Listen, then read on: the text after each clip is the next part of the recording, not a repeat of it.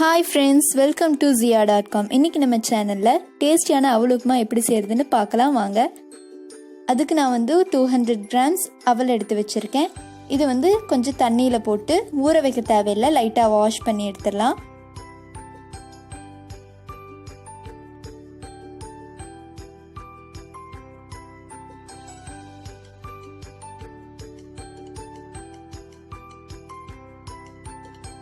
இப்போ ஒரு பேனில் நான் 1 tablespoon coconut oil add பண்ணுறேன். இந்த ரெசிபிக்கு கோகோனட் ஆயில் ரொம்ப டேஸ்ட்டாக இருக்கும், அதனால் நான் இதை ஆட் பண்ணுறேன். நெக்ஸ்ட்டு 1 டீஸ்பூன் கடுகு, அடுத்து 1 டீஸ்பூன் உளுந்தம்பருப்பு, அப்புறம் 1 கப் ஆனியன் ஆட் பண்ணுறேன்.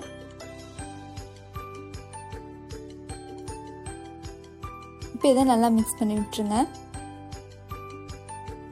நல்லா அந்த ஆனியன் வதங்குற வரைக்கும் நல்லா மிக்ஸ் பண்ணிடுங்க. அந்த ஆனியன் வதங்குறதுக்காக நம்ம கொஞ்சம் உப்பு ஆட் பண்ணுறோம்.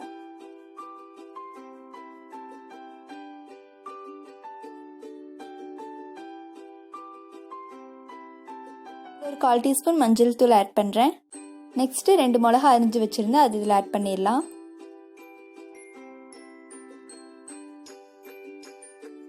இப்போ இதில் கொத்தமல்லியும் கருவேப்பிலையும் கொஞ்சமாக ஆட் பண்ணிக்கலாம்.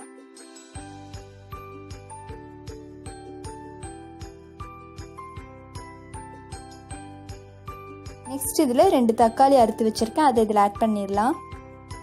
இப்போ இதை நல்லா மிக்ஸ் பண்ணி விடுங்க.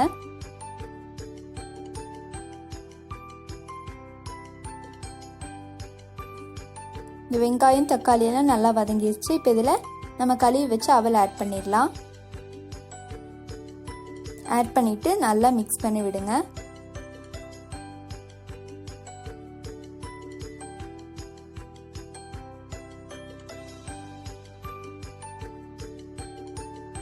இதில் டேஸ்ட்டுக்காக தேவையான அளவு உப்பு ஆட் பண்ணுறேன்.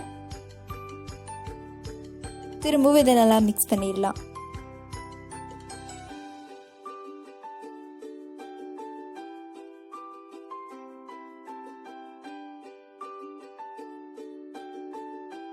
இப்போ இதில் துருவி வச்சிருந்த தேங்காவை ஆட் பண்ணிடலாம்.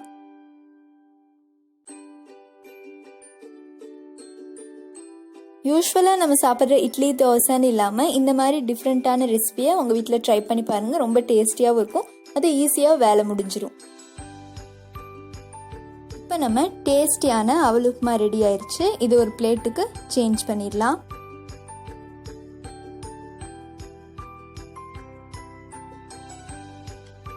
இப்போ நம்ம டேஸ்டியான அவல் உப்புமா ரெடி. இந்த ரெசிபி உங்கள் வீட்டில் கண்டிப்பாக ட்ரை பண்ணி பாருங்கள், ரொம்ப டேஸ்டியாக இருக்கும்.